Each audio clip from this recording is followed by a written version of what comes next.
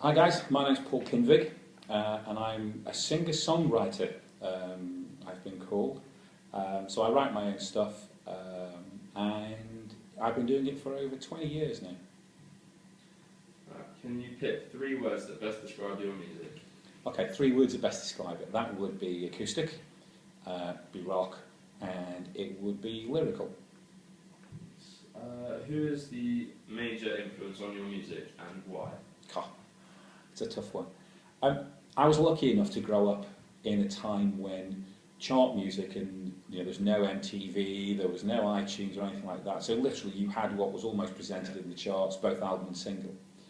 And it was so diverse, especially when you imagine watch Top of the Pops. You'd have Queen next to The Sweet, next to The Bee Gees, next to James Taylor, whatever. So a lot of my influence stuff is actually because of that. So I suppose if you were to push me, I suppose the major band was Queen, not in terms of style, in terms of but because you listen to an album and there were 6, 7, 8 different genres, they just did what they felt was right. And then on the lyrical side of things, it would be people like James Taylor, Joni Mitchell, for whom the songs and the lyrics were so rich and deep that you had to listen to them loads of times. So it's that kind of stuff, really. Although now, I listen to everything from Avenged Sevenfold through to Jay-Z and everything in between. Good. All right. How did you get started with the musical career? That's a good. Okay, I got started initially because my grandfather carved me a wooden sword. You may think, what on earth was that? But it just looked cooler to play it as a fake guitar in front of the mirror than it did picking up a tennis racket. And so it was that.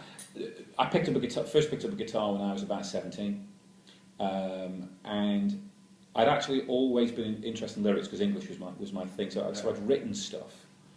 And then discovered that I could sort of bang a tune out in terms of singing. And so it just really started from that and the traditional stuff. I was at college.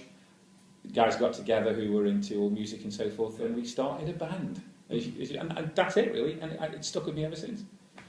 Right. What is the highlight of your musical career to date? Ooh. Okay. 2, really. I'll have to go for 2. Yeah. The first one was actually releasing my first solo album, which is called Red Room. And actually, the reason that's a highlight was I actually recorded it in a studio in Wales where the Manics and the Stereophonics know some of the people there and so forth. And a chap called Tim Hamill, who runs the studio, is an absolute musical genius. But it was something I'd always wanted to do. And I wanted to record it in such a way that people, even if people didn't like the style, that it was professional. And it's on iTunes now and Amazon and all that kind of stuff. And so that was one. And the other highlight was recently here. I played on the beach on the Olympic, the celebration of the Olympic thing, on the main stage on the beach. The Millennium, the Jubilee thing they had on the beach. Massive stage, a couple of thousand people in front of me.